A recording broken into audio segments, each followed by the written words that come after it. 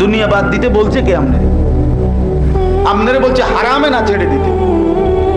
কথা বুঝেন না? আপনারে ব্যবসা করতে নিষেধ করছে না সুদ খাইতে নিষেধ করছে? তো আপনারা এটা না বলছে, আপনারা এটা না বলছে।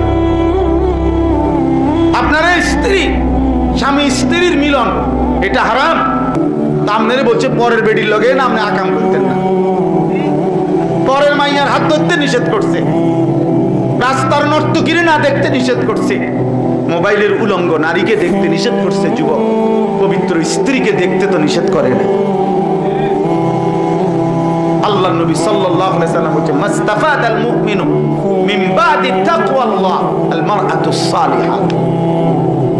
নবীজি সাল্লাল্লাহু আলাইহি সাল্লাম বলেন কোন ঈমানদার মুসলমানের জন্য আল্লাহর ভয়, তাকওয়া, তাকওয়া মানে গুনাহ বর্জন এবং আল্লাহর আদেশ পালন। যত গুনাহ আছে এগুলো ছেড়ে দেওয়ার পর যত ইবাদত আছে এই আমলগুলো করার পরে দুনিয়ার যত বস্তু আছে, বিষয় আছে, আল্লাহর নবী বলেন একজন মুমিনের জন্য দুনিয়ার বিষয়ের মধ্যে সর্বশ্রেষ্ঠ বস্তু হলো আল মারআতুস সালিহা, একজন পবিত্র নেককার স্ত্রী।